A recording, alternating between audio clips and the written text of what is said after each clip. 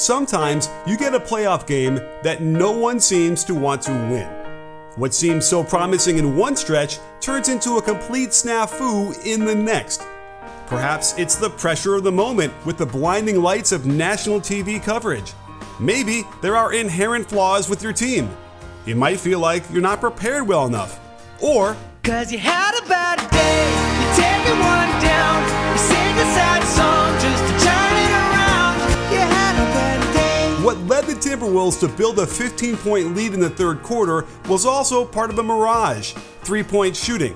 At this point in the game, the Wolves had shot 13 for 24 from behind the arc, just about half of their total shots, which is out of character for a team that ranked 14th in three-point frequency at 38% and 15th in percentage.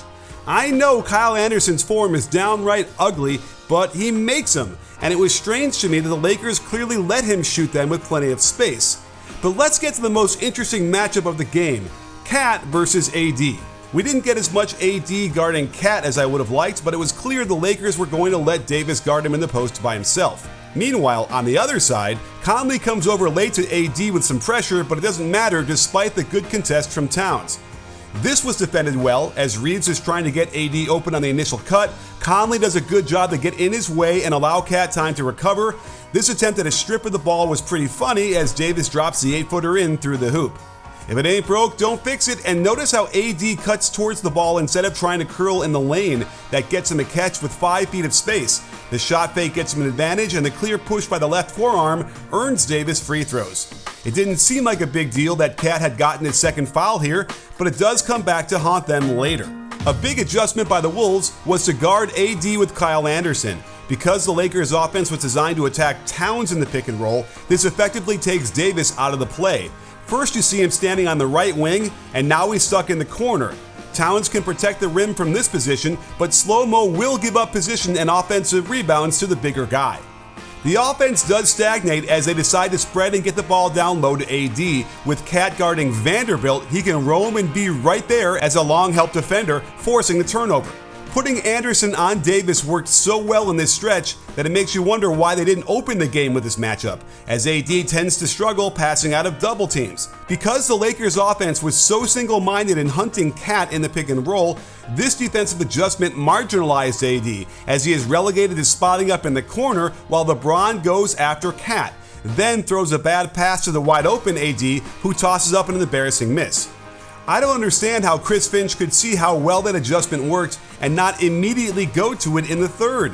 And the Lakers were able to get a couple of three-pointers by getting Cat involved in the pick and roll while guarding AD and generating wide open looks.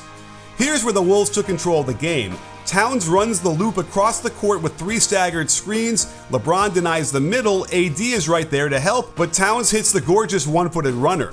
They finally get slow-mo back on AD, but the Lakers realize they need AD ball screening no matter who's guarding him. But Edwards breaks it up with a nice strip, and it turns into a wide-open wing three in transition as the Wolves continue to shoot way more deep shots than they're used to.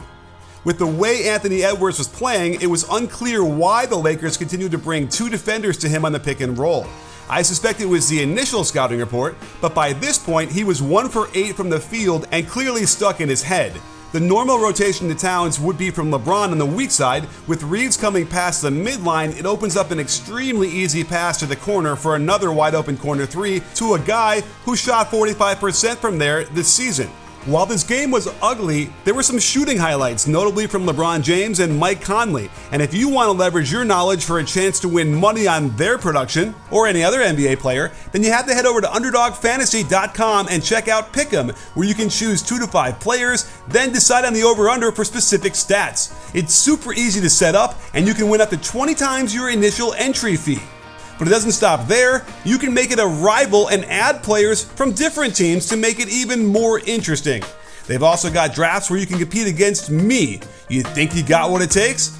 If you click on the link below and use my promo code BBALL, you'll get a deposit match of up to $100. So if you want a chance to get up to 20 times your money or beat me in a draft, you've got to check out Underdog Fantasy. Use my code BBALL, get up to $100 in matching deposits, and you'll have a better chance at winning money. And if you want to get into the foul trouble Towns was in and how it disrupted the game, we could do that. His fifth foul late in the third came when a very smart LeBron obviously wanted to draw contact, and despite LeBron's elbow making contact with Towns here, this is still a defensive foul because Towns moved into the path of the driving player, and this is a normal basketball motion with the arms on his way to the basket.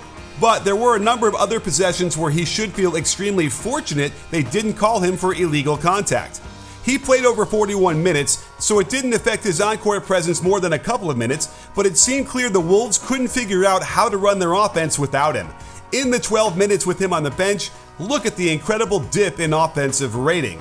That said, he was on the floor for the last 6 minutes of the game when the Timberwolves scored exactly 0 points down the stretch. Just about impossible to win a game doing that, and here's what happened. If they wanted to let Cat hunt a mismatch, it makes zero sense for him to screen for a guy with Jared Vanderbilt guarding him. This is an easy switch for the Lakers and one they're comfortable with, especially on the perimeter.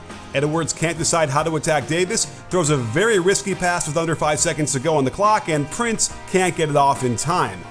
There's no excuse for a team to come out of a timeout and not know what the play is, especially deep in the fourth of a playoff game.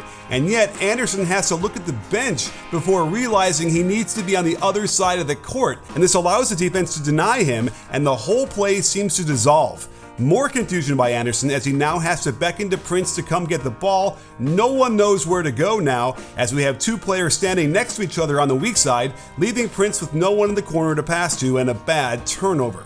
It wasn't like the Lakers wanted to win this game either, as LeBron inexplicably fumbles this ball into the stands without any pressure on him. Towns must have been frustrated with the fouls and with the lack of touches and decides to just jack up a contested three with 14 seconds on the clock and no one in position for an offensive rebound.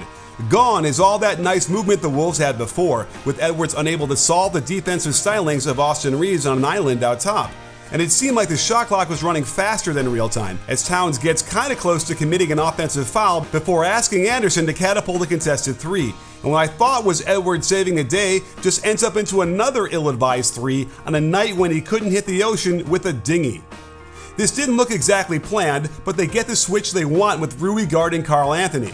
But why doesn't Towns engage on the face-up? LeBron is in the vicinity, but with so little time left on the clock, you're putting Prince in an awful situation he shouldn't be in, and he proves my point. Yikes. If you give LeBron this many chances, eventually he's going to hurt you. Of course, they get Cat involved in the ball screen. He's going to his left, which makes it much easier for his alignment since his elbow likes to flare out. And I believe this is called the fuck you, right? They finally figure out how to get a guard onto Cat, but LeBron comes over to shadow the post to prevent Cat from going down there. No one is guarding Conley as Schroeder is completely lost. AD can ignore Edwards because he's been so off all night, and this is the shot they get? With LeBron getting behind the defense and a severe mismatch down low on the other end, great double by Towns forces this shocking turnover. And remember what I said about the Wolves' three-point shooting, right? Edwards has a long closeout to attack, but instead burps up the three, and their drought continues. Remember when I said no one wanted to win this game? Here's Exhibit A, and the Lakers were lucky it was the first foul in the last 2 minutes on this dive, forcing Minnie to set up. Let's see what Finch drew up. I think he wanted to run a hammer play where Towns would fake the handoff and then drive baseline where Prince sets a flare screen for Edwards. Why is Conley running into that corner then? Why is Edwards the guy they're going to want to shoot it? And now they've got three guys crowded around with no other action to flow into as Slow-Mo tries some fancy dribbling right off his foot. Now can you hear me shaking my head? Well, you'll hear it on this play as they get LeBron attacking the baseline. The key to the whole thing is the weak side corner. Conley should know this, and it's his man Schroeder who's been standing there for 6 seconds. Watch Conley pick up the cutter into the lane even though it's his job to stay home in that corner.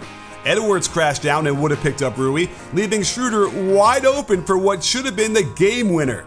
From a coach's perspective, after seeing the out of timeout play screwed up and then this rotation, it's infuriating and definitely makes me want the Lakers to win this. Of course, neither of these teams could stand prosperity. Give credit to Coach Finch for designing a decent play here with a flare screen to the deep corner, But it's always a bad sign when the coach starts closing out before his player does. So watch how Coach Ham starts sprinting as Davis realizes 2 steps too late that there was supposed to be a switch on this flare screen. Because of that, he's left hustling to recover, and wouldn't you know it, there's an inch of shoe that Conley lands on, along with a nice hip check after the shot. So instead of being done with this game and moving on, we're forced to observe an additional 5 minutes. Even Conley's first free throw didn't want to go in. Rui did not shoot the 3 well for the Lakers this season, so I can understand why Cat might help one pass away off of him to stop LeBron, but in this game, anything is possible as they take the first lead of OT. The Wolves finally get Reeves onto Cat near that left block, but Conley doesn't clear out of there, allowing AD to switch back. And at this point, they've got nothing to flow into, as Edwards is hiding in the corner and Conley burps up this shot. After this tough shot from Edwards, why isn't he picking up his man Schroeder? He could see that Cat was in position to guard Rui, and yet wanders down towards the baseline while his man is getting the ball wide open at the 3-point line.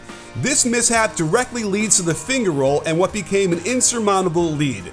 For a huge stretch, the Wolves looked like a much better team without Rudy Gobert in the lineup, but in the end, they fell apart as the pressure of a playoff game on the road overwhelmed them.